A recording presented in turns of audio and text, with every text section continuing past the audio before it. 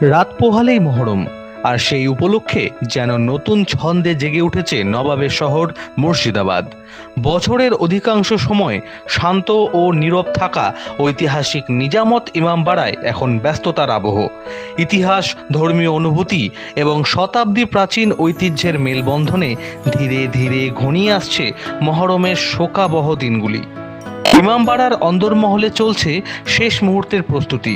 সাজিয়ে তোলা হয়েছে আলম, তাজিয়া ও মজলিসের আসর। চাঁদ দেখার পর থেকেই শুরু হয়েছে শোকের 10 দিন। কারবালার প্রান্তরে ইমাম হুসেন ও তার সঙ্গীদের আত্মত্যাগের স্মরণে প্রার্থনা, মর্সিয়া ও নওহায় মুখর হয়ে উঠেছে ঐতিহাসিক প্রাঙ্গণ। প্রতিদিনই ভিড় বাড়ছে ভক্ত ও দর্শনার্থীদের। শুধু মুর্শিদাবাদ নয়, রাজ্যের বিভিন্ন জেলা এমনকি ভিন রাজ্য থেকেও বহু মানুষ আসছেন এই ঐতিহ্যের সাক্ষী হতে।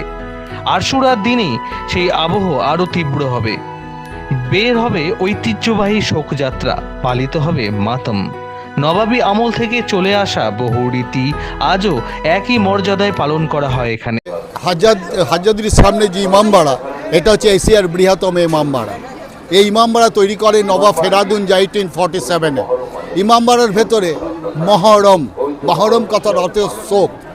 হাসান হোসেনকে যে কারবালায় শহীদ করা হয়েছিল, তাকে যে যত ওর উপরে যে শারীরিক অত্যাচার, ওই তীর বল্লম এত মারা হয়েছিল, সেটাই আমাদের এখানকার শুধু শিয়া মুসলিম বলে নয়, এখানে সুন্নি, শিয়া, এমন হিন্দুজও রয়েছেন যারা হোসানি ব্রাহ্মণ।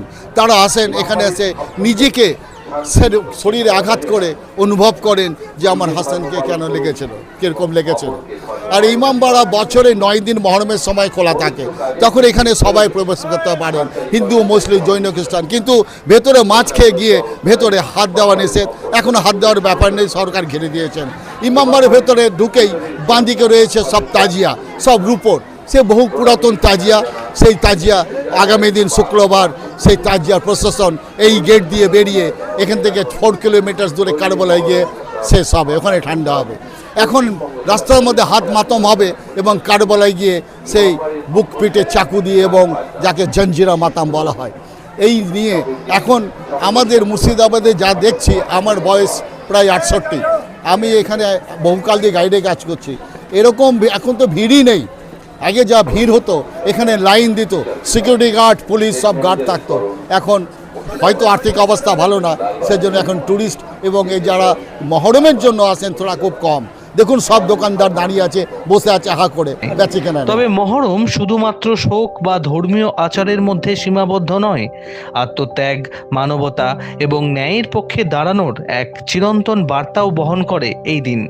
সেই বার্তাকেই আরও বিস্তৃত করতে মহরম উপলক্ষে শুক্রবার লালবাগে শিয়া সম্প্রদায়ের উদ্যোগে আয়োজন করা হয়েছে একটি রক্তদান শিবির।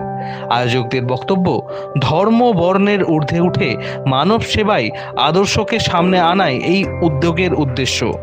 প্রায় 300 বছরের ইতিহাসকে বুকে নিয়ে মহরমের প্রাক্কালে আবারও জেগে উঠেছে নিজামত ইমামবাড়া, যেখানে কারবালার বেদনার সঙ্গে মিশে রয়েছে সম্প্রীতি, মানবতা এবং ঐতিহ্যের এক অনন্য বার্তা। মহরম সবার হাত কাছে আসে, সে মন্দির হোক, ওই মসজিদ হোক, ওই ইমামবাড়ি হোক।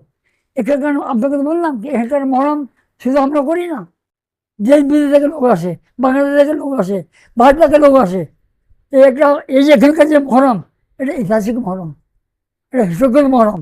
কেন যে আমরা একসঙ্গে মহরম করি। আর আমাদের এখানকার পরিস্থিতি কী আছে যে আমরা শুধু মহরম আমাদের নাই, এই মুর্শিদাবাদের ইতিহাস আছে। 600 মন্দির আছে, 900 মসজিদ আছে। মন্দিরে ঘন্টা বাজে, মসজিদে আজান হবে, আমার বাবা করে গিয়েছে। আজকে মহরমে 8 তারিখ, আগুনের মাধ্যম হবে, কালকে জুড়ি ভরাবে। আমার এখানকার মা বোনরা 10 দিন মাথায় তেল দেয় না, মাছ খায় না। এখানকার ইয়াং ছেলেরা জঞ্জির মারে, ইয়াং ছেলেরা আগুনের মাধ্যম হবে। হ্যাঁ, আমরা যে ধর্ম আমরা পালন করি, আমাদের যে ধর্মটা আমরা করি, কেন করি, আমরা জন্ম কেন মারি? আমার ইমাম হোসেন কারবালা প্রান্তরে নিজে আহলাকে নিয়ে স্যাক্রিফাইস করেছেন, জীবন দিয়েছেন, রক্তদান করে দিয়েছেন। তাই জন্য আমরা রক্ত ওনাকে দান করি। আপনারা আসেন, আমি আপনাকে ওয়েলকাম করবো। এই জায়গা ঐতিহাসিক জায়গা, এই জায়গা একটা মানবিক জায়গা, আমার বাড়ি হাজারি করে গেছে, এটা বিখ্যাত মিউজিয়াম এখানে আসে, আপনারা আসেন, হ্যাঁ, এসে আপনার ঘুরে ফিরে, হ্যাঁ, নবাবের জন্য আসেন। আমার নাম হচ্ছে ছোট নবাব, নাম ছোট লিখেছি, আপনাদের আশীর্বাদে, আল্লাহর আশীর্বাদে, ভগবান আশীর্বাদে আমাকে সব সম্মান দেয়। মুর্শিদাবাদ থেকে সৌরভ গাঙ্গুলীর রিপোর্ট, বাংলা নিউজ।